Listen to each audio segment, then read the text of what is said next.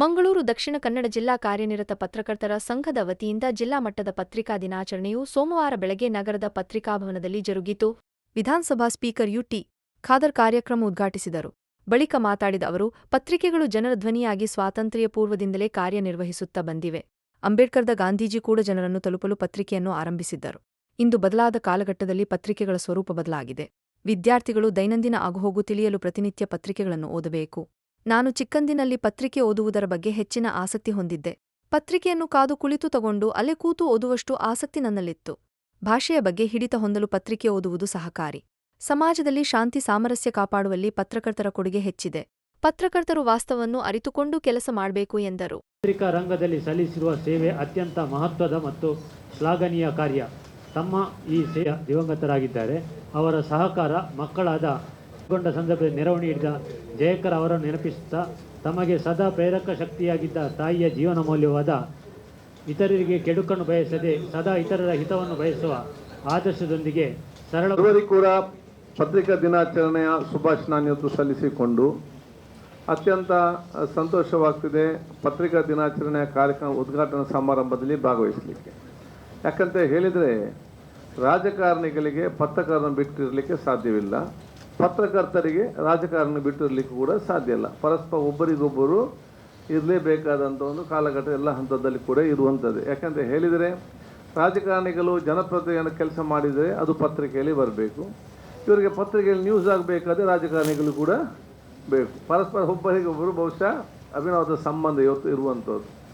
ಆದ ಕಾರಣ ಬಹುಶಃ ಈಗಾಗಲೇ ಇದು ಹೇಳಿದಾಗೆ ಪತ್ರಿಕಾ ದಿನಾಚರಣೆಯ ಆ ಒಂದು ಇತಿಹಾಸ ಬಹುಶಃ ಈಗಾಗಲೇ ಹೇಳಿದರು.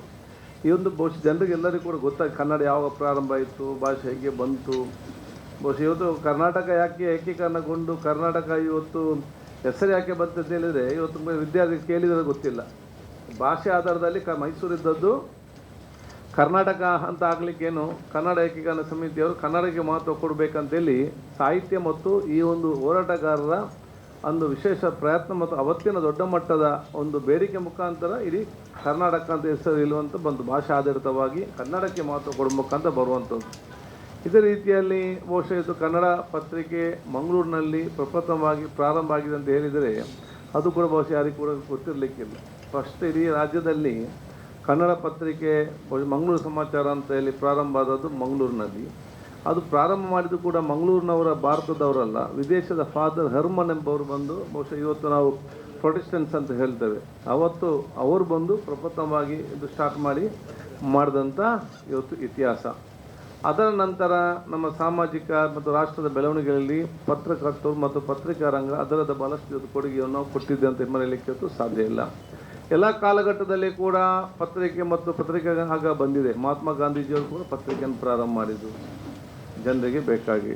ಮಹಾತ್ಮ ಅಂಬೇಡ್ಕರ್ ಅವರು ಧ್ವನಿಲ್ಲದವರಿಗೆ ಧ್ವನಿಯಾಗಿ ಅವತ್ತು ಆಯಿತು. ಲೋಹಿಯವರವರು ಕೂಡ ಪತ್ರಿಕೆಯನ್ನು ಪ್ರಾರಂಭ ಮಾಡಿ ಒಂದೊಂದು ಉದ್ದೇಶದಿಂದ ಕೆಲವು ಸಾಮಾಜಿಕವಾಗಿಯೂ ಕೆಲವು ವಾಯ್ಸ್ಲೆಸ್ಗೆ ವಾಯ್ಸ್ ಕೊಡಬೇಕೆಂಬ ಉದ್ದೇಶದಿಂದ ಈ ರೀತಿ ಪ್ರತಿ ಹಂತದಲ್ಲಿಯೂ ಕೂಡ ಎಲ್ಲ ವರ್ಗದ ಮತ್ತು ಎಲ್ಲ ಪರಿಸ್ಥಿತಿಗೆ ಅನುಗುಣವಾಗಿ ಅವತ್ತಿನ ಕಾಲದ ಪತ್ರಿಕಾ ರಂಗ ಹಂತವಾಗಿ ಇವತ್ತು ಬಂದಿದೆ. ಇವತ್ತು ಬಹುಶಃ ಎಲ್ಲರೂ ಕೂಡ ಪತ್ರಿಕಾ ರಂಗದಲ್ಲಿ ಇವತ್ತು ತೊಡಕೊಳ್ಳಿ ಕೂಡ ಇವತ್ತು ಕಾಲಘಟ್ಟಕ್ಕೆ ಒಂದು ಹಂತ ಬಂದು ನಾವು ನಿಂತಿದ್ದೇವೆ. ಇವತ್ತು ನಾವು ಡಿಜಿಟಲ್ ಕಾಲಘಟ್ಟದಲ್ಲಿ ಈ ಪ್ರಿಂಟರ್ ಮೀಡಿಯಾ ಇವತ್ತು ಎಷ್ಟು ಬಹಳಷ್ಟೇ ಬಲಿಷ್ಠವಾಗಿ ಇವತ್ತು ಒತ್ತಡ ಮುಖಾಂತರ ಕೆಲಸ ನಿರ್ವಹಿಸುವಂಥ ಕೆಲಸ ಕೂಡ ಇವತ್ತು ಆಗಿದೆ. ಮುಂದಿನ ದಿನದಲ್ಲಿ ಹೇಗೆ ಆಗ್ತೇನೆ ಅಂತೇಳಿ ಬಹುಶಃ ರೂಪರೇಷನ್ ಹೀಗೆ ಕೂಡ ಆಗುವಂಥ ವಿಚಾರ ಕೂಡ ಇವತ್ತು ಇದೆ. ಆದಾಗ ನಾನು ಬಹುಶಃ ಇವತ್ತು ಈ ಒಂದು ಪತ್ರಿಕಾ ದಿನಾಚರಣೆ ದಿವಸದಲ್ಲಿ ನಾನು ಎಲ್ಲ ವಿದ್ಯಾರ್ಥಿ ಮತ್ತು ಯುವಕರಿಗೆ ನಾನು ಹೇಳಿದಿಷ್ಟೇ, ತಮ್ಮ ಬುದ್ಧಿಶಕ್ತಿಯನ್ನು ಜಾಸ್ತಿಗೊಳಿಸಲಿಕ್ಕೆ, ಜ್ಞಾನವನ್ನು ಅರ್ಥ ಮಾಡಲಿಕ್ಕೆ ಪ್ರತಿಯೊಬ್ಬರು ಕೂಡ ಪತ್ರಿಕೆಯನ್ನು ಓದಬೇಕು. ಫಸ್ಟ್ ಕೆಲಸ ಇದು ಆಗಬೇಕಾದ್ರೆ ಹೌದು.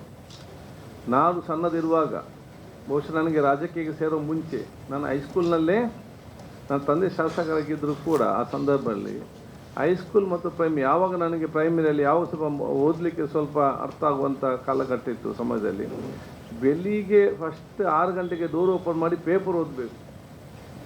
ಇದರಲ್ಲಿ ಪ್ರತಿ ದಿವಸ ಕೂಡ ಪೇಪರ್ ಒಂದು ಕಂಪ್ಲೀಟಾಗಿ ಫಸ್ಟ್ ಬಂದುವುದಕ್ಕೆ ಪೇಪರ್ ಅವನು ಅರ್ಧ ಗಂಟೆ ಲೇಟ್ ಆದರೆ ಇವನ್ಯಾಕೆ ಇನ್ನೂ ಕೂಡ ಬರಲಿಲ್ಲ ಅಂತೇಳಿ ಇತ್ತು. ನಮ್ಮ ಮನೆಯ ಮುಂದೆ ಆಗ ಸಣ್ಣ ಅಂಗಡಿ ಇತ್ತು ಮರದ ಅಡಿಯಲ್ಲಿ, ಪತ್ರಿಕೆ ಪೇಪರ್ ಬುಕ್ ಸ್ಟಾಲ್ ಬೆಂದೂರಲ್ಲಿ. ಈಗ ಅಲ್ಲಿ ಕಾಂಪ್ಲೆಕ್ಸ್ ಎಲ್ಲ ಬಂದಿದೆ ಕಂಕನಾಡಿ ಜಂಕ್ಷನ್ನಲ್ಲಿ. ಅಲ್ಲಿ ಸಂಜೆ ಹೊತ್ತು ಪ್ರತಿ ವೀಕ್ಲಿ ಬರುವುದು ಲಂಕೇಶ್ ಪತ್ರಿಕೆ ಮತ್ತು ಬೇರೆ ಪತ್ರಿಕೆ ಎಲ್ಲ, ಅದು ಗುರುವಾರ ಬರುವಂಥದ್ದು.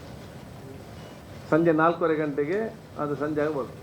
ಅದು ಬರಲಿಕ್ಕೆ ಅದನ್ನು ಕಾದು ಕೂತ್ಕೊಂಡು 4 ಗಂಟೆಗೆ ಅಲ್ಲಿ ಹೋಗಿ ಅಲ್ಲಿ ತೆಗೆದು ಅಲ್ಲೇ ಓದೋದು, ಮರದಲ್ಲಿ ಅಲ್ಲಿ ಕೂತ್ಕೊಂಡು. ಅಂದರೆ ಅಷ್ಟು ಇಂಟ್ರೆಸ್ಟ್ ಓದಲಿಕ್ಕೆ. ಅಲ್ಲೇ ಮರದ ಅಲ್ಲೇ ಕೂತು ಇಡೀ ಲಂಕೇಶ್ ಪತ್ರಿಕೆ ಓದಿ ಅಥವಾ ಇನ್ನೊಂದು ಪತ್ರಿಕೆ ವಾರ ಪತ್ರಿಕೆ ಓದಿ ಮತ್ತೆ ಮನೆಗೆ ಬರುವಂಥ ವಿಚಾರ. ಅದೇ ನಾನು ಹೇಳುವಂಥದ್ದು. ಅದಕ್ಕಾಗಿ ಯುವ ಜನಾಂಗ ಮತ್ತು ವಿದ್ಯಾರ್ಥಿ ಪ್ರಶ್ನೆ ಯಾವಾಗಲೂ ಹೀಗೆ ಪತ್ರಕರ್ತರ ಸಂಘಕ್ಕೆ ಹೋಗ್ತಾ ಇದ್ದೇನೆ ಅಂದರೆ ಹೆದರಿಕೆ ಆಗೋದಿಲ್ವ ನಿಮಗೆ ಅಂತ ಕೇಳಿದರು. ಇಲ್ಲ ಅಂತ ಹೇಳಿ ಅವ್ರು ಪ್ರಶ್ನೆ ಕೇಳ್ತಾರೆ ಮರ್ಯಾದೆ, ನೀವಲ್ಲಿ ಹೋಗಿ ಸಿಕ್ಕಾಕೊಟ್ಟಿರಾ ಅಂತ ಕೇಳಿದರು. ಇರಲಿ, ಪ್ರಶ್ನೆ ಕೇಳಿ ಅಂತಲೇ ನಾವು ವಿದ್ಯಾರ್ಥಿಗಳನ್ನ ತಯಾರು ಮಾಡಿದವರು. ಕೇಳಿದಾದರೆ ಕೇಳಿ ನೋಡೋಣ ಅಂತ ಒಂದು ಧೈರ್ಯದಲ್ಲಿ ಬಂದು ಕೂತಿದ್ದೀನಿ. ಈಗ ನಮ್ಮ ಸ್ಪೀಕರೇ ಪಕ್ಕದಲ್ಲಿ ಕೂತಿದ್ದಾರೆ. ಇದಕ್ಕಿಂತ ಧೈರ್ಯ ದೊಡ್ಡದಿಲ್ಲ. ಸರ್, ನಿಮ್ಮ ಕನ್ನಡ ನಾನು ತುಂಬ ವರ್ಷಗಳಿಂದ ಕೇಳ್ತಾ ಇದ್ದೇನೆ. ನೋಡಿ ಹೇಗೆ ಸುಂದರವಾದ ಕನ್ನಡವನ್ನು ಅವರು ಮಾತಾಡೋದಕ್ಕೆ ಶುರು ಮಾಡಿದ್ದಾರೆ. ಕರಾವಳಿ ಕನ್ನಡವನ್ನು ಬೇರೆ ಊರಿನವರು, ಇಲ್ಲಿಯವರಲ್ಲ, ಕರಾವಳಿ ಕನ್ನಡ, ಮಂಗಳೂರು ಕನ್ನಡ ಅಂತ ಏನೇನೋ ಒಂದು ಅವರು ತಮಾಷೆ ಮಾಡೋದು. ಆದರೆ ಶುದ್ಧವಾದ ಗ್ರಂಥಸ್ಥವಾದ ಕನ್ನಡವನ್ನೇ ನಾನು ಬೆಂಗಳೂರಿಗೆ ಹೋದಾಗ ಪತ್ರಿಕಾ ವಲಯದಲ್ಲಿ ನನಗೆ ತುಂಬ ಸ್ನೇಹಿತರಿದ್ದಾರೆ. ಅಲ್ಲಿಗೆ ಹೋಗ್ತೇನೆ ನಾನು. ಆಗ ಅಲ್ಲಿರೋರು ಹೆಚ್ಚಿನವರು ಊಕ, ದಕ, ಕಾಕ, ಉತ್ತರ ಕನ್ನಡ, ದಕ್ಷಿಣ ಕನ್ನಡ, ಕಾಸರಗೋಡು ಕನ್ನಡ, ಈ ಜಿಲ್ಲೆಯವರೇ ಹೆಚ್ಚು ಪತ್ರಕರ್ತರಲ್ಲಿ ತುಂಬಿಕೊಂಡಿದ್ದಾರೆ. ಸರ್, ಏನಿದಕ್ಕೆ ರೀಸನ್ ಅಂತ ನಾನು ಕೇಳಿದಾಗ ಹೆಚ್ಚಿನ ಸಂಪಾದಕರು ಹೇಳಿದ್ದು, ಶುದ್ಧವಾದ ಕನ್ನಡವನ್ನು ಹಕ್ಕೆ ಹಾವನ್ನೇ, ಶಕ್ಕೆ ಶವನ್ನೇ, ಅಕ್ಕೆ ಆವನ್ನೇ ಉಪಯೋಗಿಸುವಂತಹ ಕನ್ನಡ ನಿಮ್ಮ ಕರಾವಳಿಯ ಕನ್ನಡ. ನಾವೇನು ಶುದ್ಧ ಕನ್ನಡವನ್ನೇ ಮಾನದಂಡವಾಗಿ ಇಟ್ಟುಕೊಂಡಾಗ ಅವರನ್ನೇ ಆಯ್ಕೆ ಮಾಡೋದು ನಮ್ಮದು ಅಂತ ಹೇಳಿದರು. ಹಾಗೆ ಇಲ್ಲಿಯ ಶುದ್ಧ ಕನ್ನಡವನ್ನು ಕಲಿಸಿದಂತಹ ನಮ್ಮ ಮೂಲ ಶಿಕ್ಷಕರು, ಎಲೆಮರೆಯ ಕಾಯಿ ಆಗಿದ್ದಂಥ ಕನ್ನಡ ಶಾಲೆಯ ಶಿಕ್ಷಕರನ್ನು ನಾನು ಮೊದಲು ನೆನಪು ಮಾಡ್ಕೋತೇನೆ. ಆ ಶುದ್ಧ ಕನ್ನಡವನ್ನೇ ನಾವು ಉಳಿಸ್ಕೊಂಡು ಹೋಗೋಣ. ನಮ್ದು ಯಾವುದು ಬೇರೆ ಜಿಲ್ಲೆಗಳ, ಬೇರೆ ಪ್ರದೇಶಗಳ ಕನ್ನಡವನ್ನು ನಾವು ಅನುಕರಿಸಬೇಕಾದ್ದಿಲ್ಲ. ಇದೇ ಕನ್ನಡಕ್ಕೆ ಇರುವಂತಹ ಒಂದು ಪಾವಿತ್ರ್ಯವನ್ನು, ಗ್ರಂಥಸ್ಥವಾದಂಥ ಒಂದು ಘನತೆಯನ್ನು ಇಟ್ಕೊಂಡು ಹೋಗೋಣ ಅನ್ನೋದನ್ನು ನಾನು ಇಲ್ಲಿ ಯಾವತ್ತೂ ಕೂಡ ಪಾಲಿಸ್ಕೊಂಡು ಬಂದಿದ್ದೇನೆ. ಮತ್ತು ನಮ್ಮ ಯುವ ಸಮೂಹಕ್ಕೂ ಕೂಡ ಅದನ್ನು ಅವರು ಪಾಲಿಸ್ಕೊಂಡು ಬಂದಿದ್ದನ್ನು ನೋಡಿ ಸಂತೋಷ ಪಡುವವರಲ್ಲಿ ನಾನು ಒಬ್ಬಳಾಗಿದ್ದೇನೆ. ನನಗೆ ಎಲ್ಲಿ ಕೆಲಸ, ಈಗ ನಾನು ಭಾಷಣಕ್ಕೆ ಹೊರಟಾಗೆಲ್ಲ ನಮ್ಮ ಪಕ್ಕದ ಮನೇಲಿ ಒಂದು ಮಗು ಇದೆ, ಅದು ಕೇಳೋದು ನನ್ನ ಮಗಳ ಹತ್ರ ಚಿಕ್ಕವಳಿದ್ದಾಗಿದೆ, ಅಮ್ಮ ಎಲ್ಲಿಗೆ ಹೋಗ್ತಾರೆ ಅಂತ. ಭಾಷಣಕ್ಕೆ ಹೋಗ್ತಾ ಇದ್ದಾರೆ ಕಾರ್ಕಳಕ್ಕೆ. ಇನ್ನೊಂದು ದಿವಸ ಹೊರಟಾಗ, ಆಂಟಿ ಎಲ್ಲಿ ಹೊರಟರು? ಮೂಡುಬಿದ್ರಿಗೆ. ಯಾಕೆ? ಭಾಷಣ ಮಾಡಲಿಕ್ಕೆ. ಹೀಗೆ ಇವಳು ಉತ್ತರ ಹೇಳೋದು ಕೇಳ್ತಿತ್ತು. ಸತ್ಯ ಹೇಳುವ ಧೈರ್ಯ ಚಿಕ್ಕ ಮಕ್ಕಳಿಗೆ ಮಾತ್ರ ಅಂತ ಇರೋದು. ಒಂದು ದಿವಸ ಆ ಮಗು ಕೇಳ್ತು ನನ್ನ ಮಗಳ ಹತ್ರ, ಯಾಕೆ ನಿಮ್ಮ ಅಮ್ಮನ ಭಾಷಣ ಮಾಡಲಿಕ್ಕೆ ಮಾತ್ರ ಕರೀತಾರೆ? ಅದರ ಅರ್ಥ ಭರತನಾಟ್ಯಕ್ಕೆ ಯಾಕೆ ಕರೆಯೋದಿಲ್ಲ, ಹಾಡಿಗೆ ಯಾಕೆ ಕರೆಯೋದಿಲ್ಲ ಅಂತ ಇರಬಹುದು.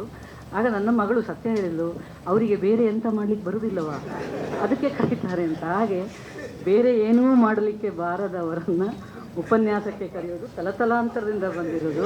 ಇವರು ಹೊಸದಾಗಿ ಏನೂ ಮಾಡಿಲ್ಲ. ಆದರೆ ಇವತ್ತು ನನಗೆ ತುಂಬ ಸಂತೋಷ ಏನು ಅಂದರೆ, ಇವತ್ತು ವೈದ್ಯರ ದಿನವೂ ಹೌದು, ಪತ್ರಕರ್ತರ ದಿನವೂ ಹೌದು.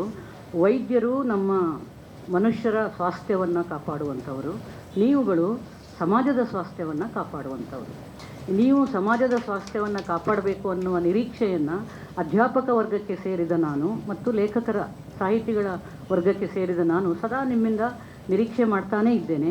10 ಒಳ್ಳೆಯ ಮನಸ್ಸುಗಳು ಸೇರಿದರೆ ಅಲ್ಲೊಂದು ಒಳ್ಳೆಯ ಕೆಲಸ ಆಗಿದ್ದನ್ನು ನಾನು ದಕ್ಷಿಣ ಕನ್ನಡದ 35-40 ವರ್ಷದ ದಕ್ಷಿಣ ಕನ್ನಡ ನನ್ನ ದಕ್ಷಿಣ ಕನ್ನಡ ಆಗಿದೆ, ನಾನು ನೋಡ್ತಾನೇ ಬಂದಿದ್ದೇನೆ. ಒಂದೆರಡು ಉದಾಹರಣೆಗಳನ್ನು ಮೂಲಕ, ಹೆಚ್ಚು ನಾನು ಥಿಯರಿ ಮಾತಾಡಲಿಕ್ಕೆ ಹೋಗೋದಿಲ್ಲ, ಪತ್ರಕರ್ತರಿಂದಾದ, ಯಾಕಂದರೆ ನೀವು ಒಳ್ಳೆಯ ಕೆಲಸಗಳಿಗೂ ಪ್ರಚಾರ ಕೊಡುವವರು, ಕೆಟ್ಟ ಕೆಲಸಗಳು ನಡೆದಾಗಲೂ ಪ್ರಚಾರ ಕೊಡೋರು. ನೀವು ಮಾಡಿದ ಒಳ್ಳೆಯ ಕೆಲಸಗಳನ್ನು ನಾವು ನೋಡ್ತಾ ಇದ್ದೇವೆ, ನಾವು ಗಮನಿಸ್ತಾ ಇದ್ದೇವೆ ಅನ್ನೋದನ್ನು ನಿಮ್ಮ ಗಮನಕ್ಕೆ ನಾನು ತರಬೇಕಾಗಿದೆ. 1996 ನಾನು ತುಂಬ ಕಾಲೇಜುಗಳಿಗೆ, ದಕ್ಷಿಣ ಕನ್ನಡದ ಕಾಲೇಜುಗಳಿಗೆ, ಕಾಲೇಜ್ ಡೇಗೆ, ಇನಾಗರೇಷನ್ಗೆ ಎಲ್ಲದಕ್ಕೆ ನನ್ನನ್ನು ಕರೀತಾರೆ. ಯಾಕೆಂದರೆ ಬೇರೆ ಏನೂ ಮಾಡಲಿಕ್ಕೆ ಬರೋದಿಲ್ಲ ಅನ್ನೋ ಒಂದು ಕಾರಣಕ್ಕೆ. ನಾನು ಈಗ ಅದು ಉಡುಪಿ ಜಿಲ್ಲೆಗೆ ಸೇರಿದ ಕಾಲೇಜು, ಅದು ತುಂಬ ಒಳ್ಳೆಯ ಹೆಸರಿರುವಂಥ ಕಾಲೇಜು. PUCಯಲ್ಲಿ ಒಬ್ಬ ವಿದ್ಯಾರ್ಥಿನಿಗೆ ನಾನು ಕಾಲೇಜ್ ಡೇಗೆ ಹೋದಾಗ ಸನ್ಮಾನ ಮಾಡಿಸಿದರು, ಶಾಲು ಹೊದಿಸಿ. ಅಮೇರಿಕನ್ ಪ್ರೆಸಿಡೆಂಟ್ ಕೊಡುವಂತಹ ಒಂದು, ಇಲ್ಲಿ ಯಾರಾದರೂ ಹಳೆಯ ತಲೆಮಾರಿನ ಪತ್ರಕರ್ತರು ಇದ್ದರೆ ಅವರಿಗೆ ನೆನಪಿರ್ಬೋದು ಇದು. ಅಮೇರಿಕನ್ ಪ್ರೆಸಿಡೆಂಟರು ಏರ್ಪಡಿಸಿದಂಥ, ಅಮೇರಿಕಾದಲ್ಲಿ ಏರ್ಪಾಡಾದಂತಹ ಒಂದು ಎಸ್ಸೆ ಕಾಂಪಿಟಿಷನಲ್ಲಿ ಫಸ್ಟ್ ಪ್ರೈಸ್ ಬಂದಿದೆ. ನಮ್ಮ ಗ್ರಾಮೀಣ ಒಂದು ಒಳ್ಳೆಯ ಕಾಲೇಜದು. ಅವಳನ್ನು ಅಲ್ಲಿಗೆ ಅಮೆರಿಕಕ್ಕೆ ಕಳಿಸಿ, ಅಮೆರಿಕದ ಪ್ರೆಸಿಡೆಂಟ್ ಕೈಯಲ್ಲೇ ಅವರಿಗೆ ಪ್ರಶಸ್ತಿ